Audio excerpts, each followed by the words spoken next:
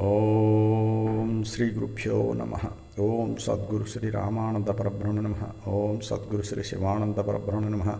ओम सद्गुरु श्री कृष्ण परमात्मा नमः। ओम सद्गुरु श्री शंकर भगवत्पादाचार्य नमः। ओम सद्गुरु श्री नित्यानंदार्काय नमः।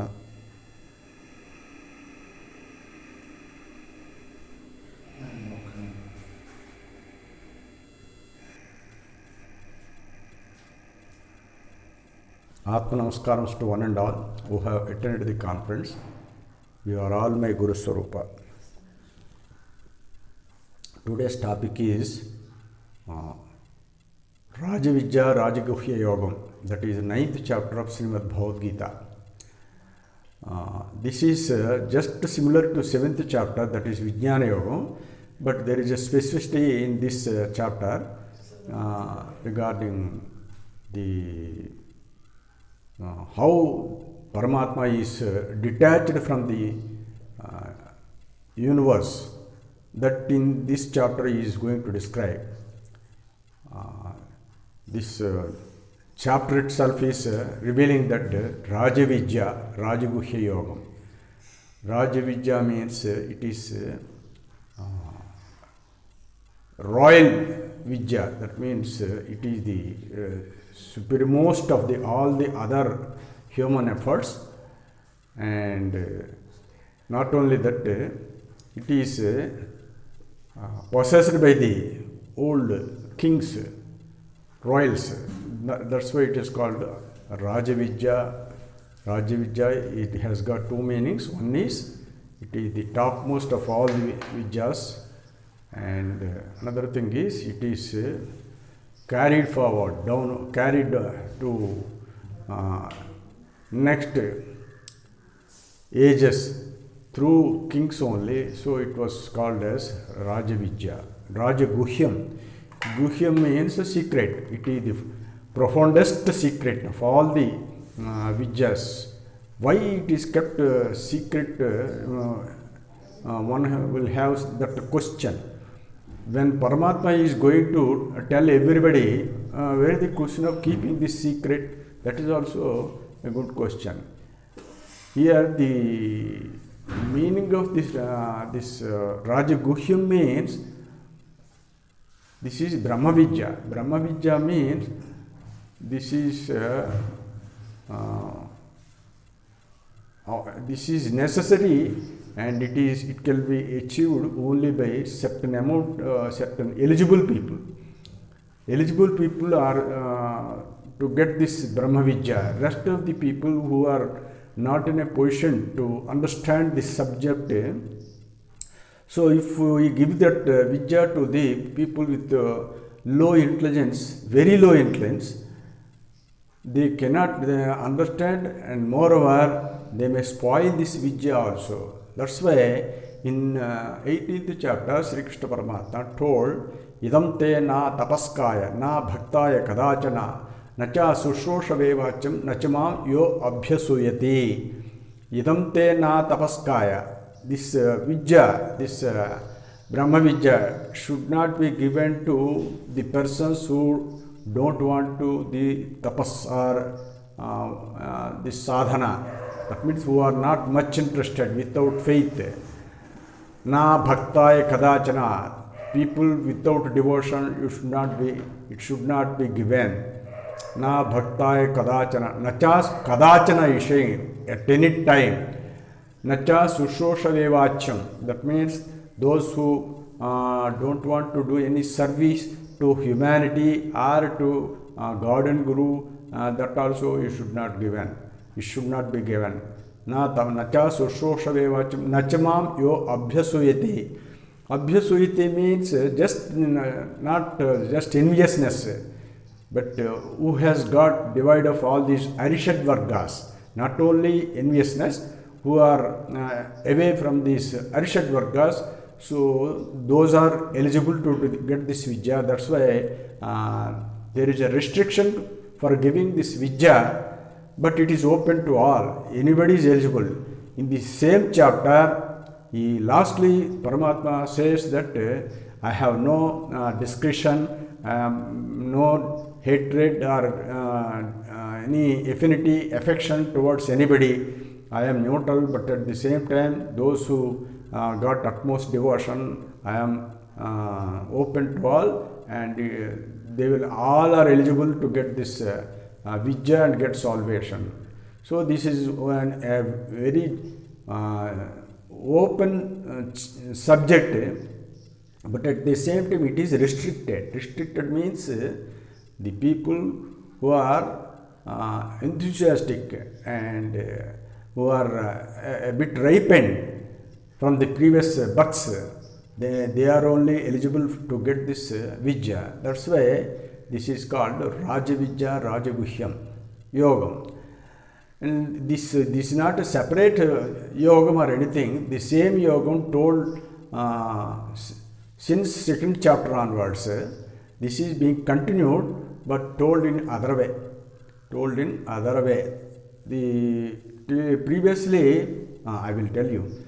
Initially, starting with idam te guhyatamam pravaksham anasuyave jnana vijnana sahitam yajnatva mokshasya asubhat. Paramatma,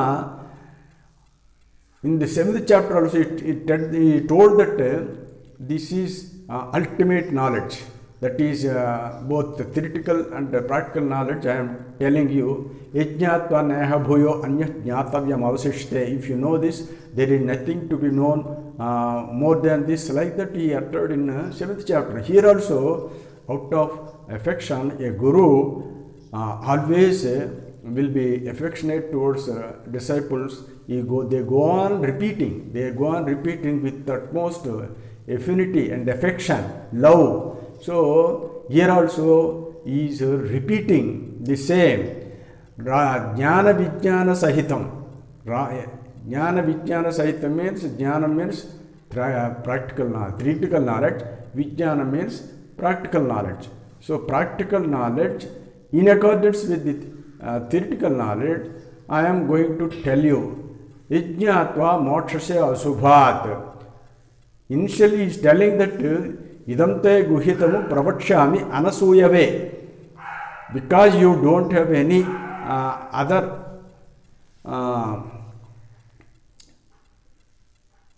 sensory objections, that means you are already away from these sensory pleasures.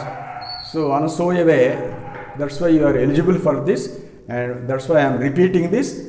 And yajnatva mokshasya asubhat. If you know this, you will be liberated from this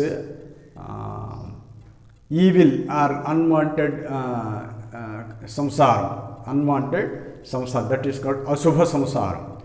Yajnatva mokshasya asubhat. Next coming, the very important slokam in the entire Bhagavad Gita, one of the most important slokas is Rajavijja Rajaguhyam Pavitramidamuttamam Prakshakshavagamam Dharmyam Susukam Kartum Avyayam. Susukam Kartum Avyayam.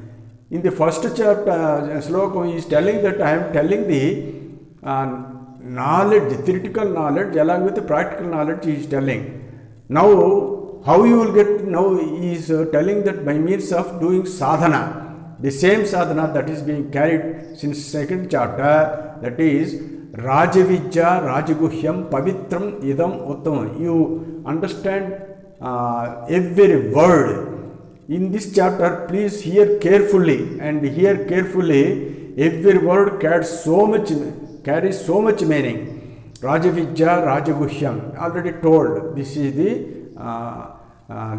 king of all Vijjas, and this is the supremest of all the Vijjas, and it is carried forward, possessed by the royal kings.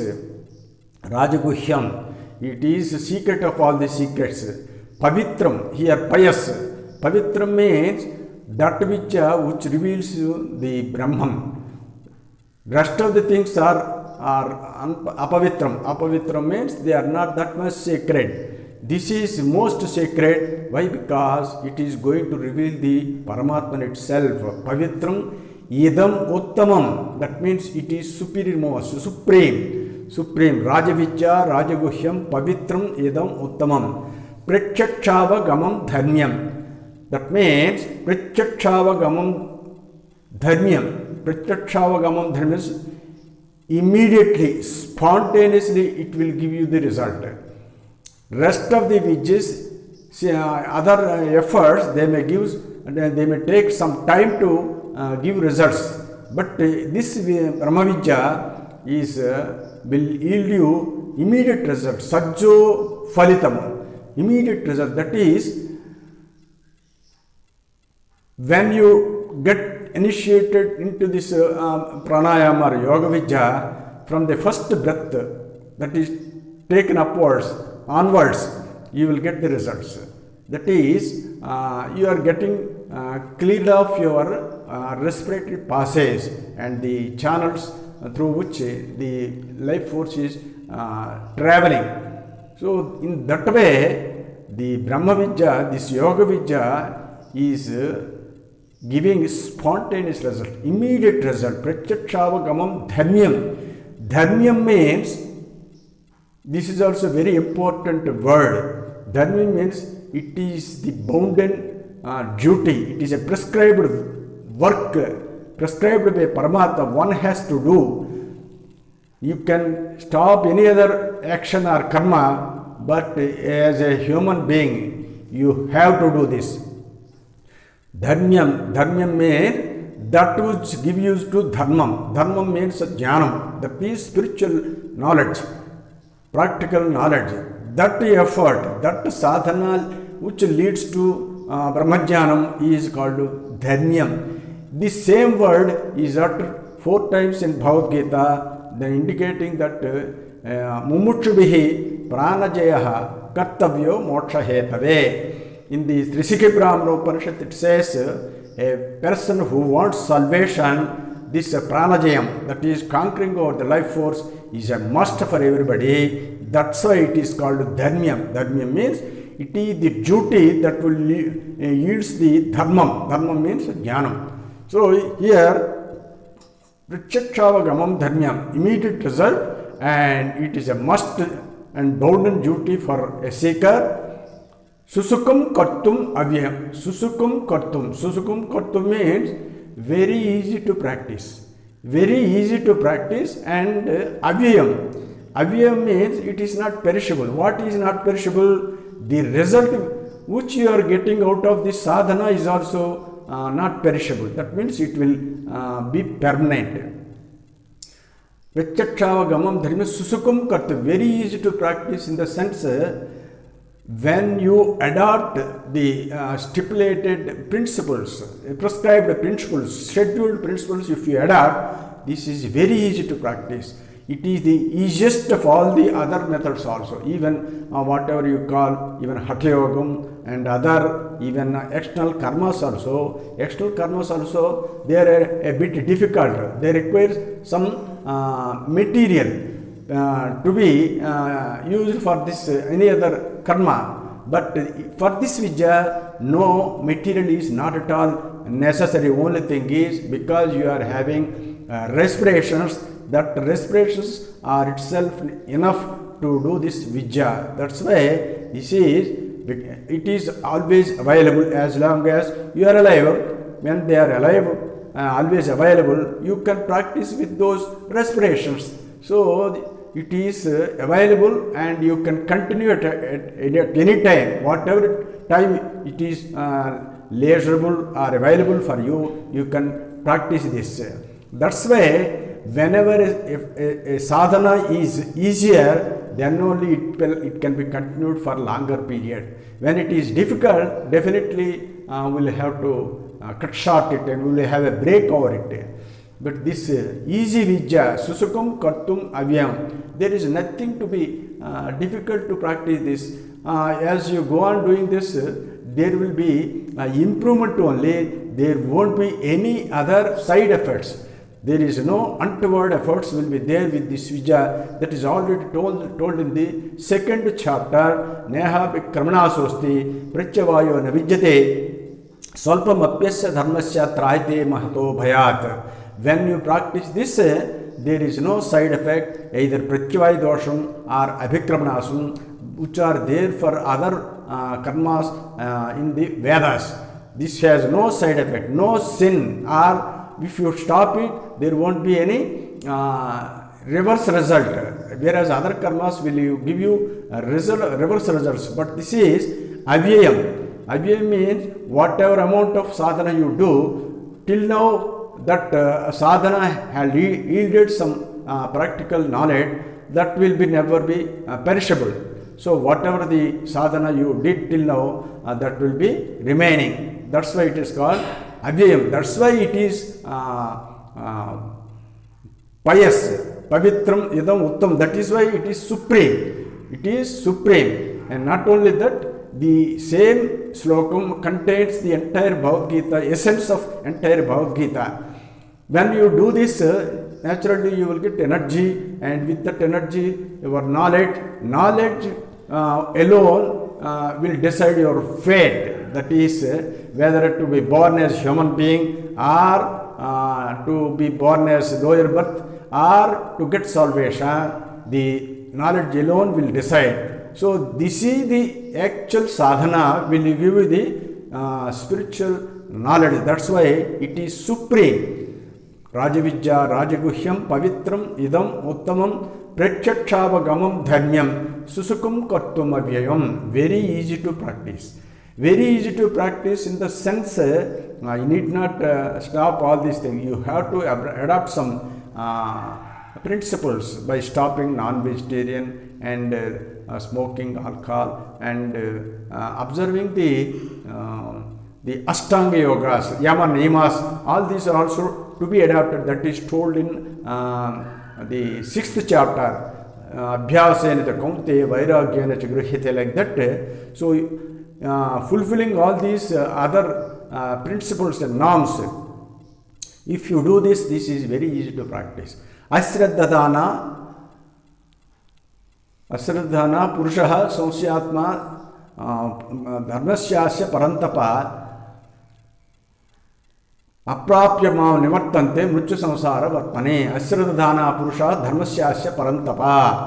When a person doesn't have any faith and confidence on this vidya, if out of this ignorance or asraddhana purushaha, that means the other persons who don't do this sadhana, dharmasyasya parantapa, when they don't get this jnanam by doing this sadhana, naturally they will be thrown into the aprapyamam nivartante mrityu samsara vatmane.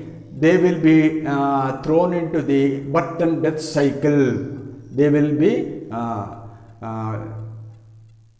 get births and deaths. So aprapyamam, without achieving, it is without my merging in me, definitely they will be thrown into the birth and death cycle. Maya tadamidam sarvam jagad avyaktam murtina Matstani sarvabhutani nachaham teshvavastitaha. Here also, here in this 9th chapter, just like the 7th chapter also, Paramatma is telling his vastness. He is everywhere, and within him only the entire universe is existing. But here he is telling that the relation between the Prakriti and himself, though it is coming from him, but he is not at all attached to it. In this 9th chapter, the main essence of this chapter is that Paramatma is doing everything, but at the same time he is never attached. He will be always detached. So a yogi who is doing sadhana will experience like that only. So in order to show the experience of a yogi, he is telling his own experience. Maya tadam idam sarvam jagat avyaktamurtina. I am unmanifested, and from the unmanifested, that means I am not seen, but from me only the entire universe is coming. Maya tadam, it is pervaded. Entire universe is pervaded by me only. Maya tadamidam sarvam jagat avyakta murtina matstani sarvabhutani nachaham tes shavashitaha. That means all these the material, that means the universe, the nature in which all the beings are there, all are within me only, but I am not within them. They are within me only, but I am not within them. Just like the screen, TV screen and the pictures. The screen will be having pictures coming and going, but the screen will be there always. So within the screen only all the pictures will be coming. So the screen is not in the pictures, but the pictures will be seen in the screen. Like that, nachaham teshu avastitaha. I am not within them, but they are within me. Nachamastani bhutani pasyame yogamaiswaram bhuta brunnacha bhutasto mamatma bhuta bhavanaha. Here also is very logically telling. Nachamastani bhutani pasyame yogamaiswaram. Please see that my divine yogamaya.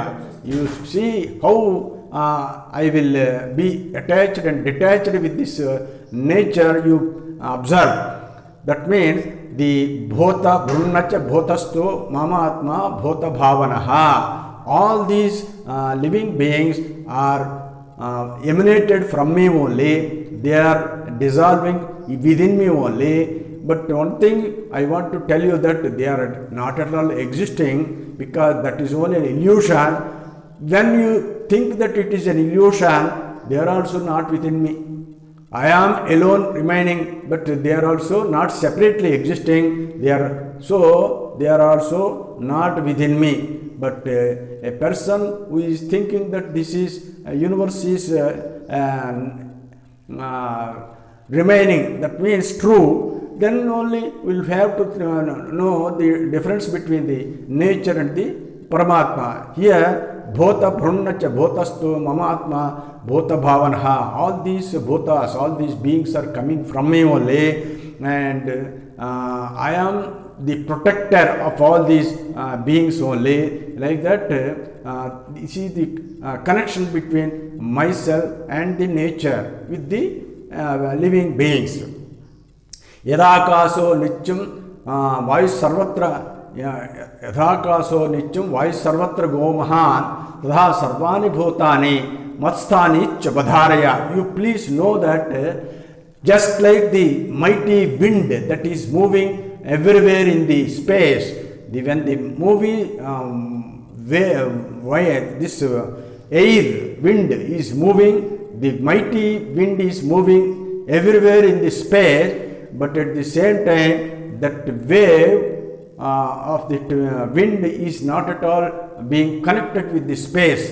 That means space is no way connected with the wind. Just like the ocean also, when the ocean is there, all these fish and the other creatures, even though they are moving around, the ocean is not attached to that. All these creatures within that ocean, like that the air is within the space, but at the same time they are no way connected with each other. Like that, I am, though I am source of all this nature, but I am no way connected with this. In this way, in Amrita Bindu it says like this: Nanabho Ghatayogena Sura Gandhena Nalipyate Tadeva Atma Upadhi Yogena Satadharme Nalipyate. Nanabho Ghatayogena Sura Gandhe Nalipyate. There is a part, within that part there is alcohol, that is suram, that means madhu. That when that alcohol is there, when the alcohol is there in the part, but the smell in that part is no way connected with the space. The space is always detached from the smell of that alcohol. Like that, tadhaiva atma upadhi yogena satadharmai nalipyate. Even though this atman is there within us, but it is no way connected with this body or senses or mind or intellect. It is connected throughout, but at the same time it is not at all connected. In that way, the Paramatma is detached from this universe. प्रकृतिं सर्वभूतेषु कौन्तेय प्रकृतिं यान्ति मामिकं कल्पक्षये पुनस्तानि कल्पादो विसृजाम्यहम्. Even though I am detached, you please know how I am behaving like this. Sarva bhutani kaunteya, O Kaunteya, all these living beings, they are, when the kalpam, that is kalpam means at the start of this creation, there are two words that is called, when the creation starts, it is called kalpam. When it dissolves, it is called layam. So there are two words. Kalpakshaye punastani, kalpado visrujamyaham. When the kalpakshayam means, when it is dissolves, all these will, all these living beings, they will be dissolved into my nature. Sarvabhutani kaunteya prakritim yanti mamikam. All these living beings, they will enter into my nature, which is also unmanifested. I already told in the 8th chapter, there are two unmanifested things. One is, that is Karya Brahmamu, and the other is Karana Brahmamu. The Karana Brahmamu is Aksharamu, that is supreme, that is transcendental. The below that is, there is Karana Brahma, Karya Brahmamu, that is also unmanifested. From that Karya Brahmamu only, the manifested Prakriti is coming out. That is what we are seeing now.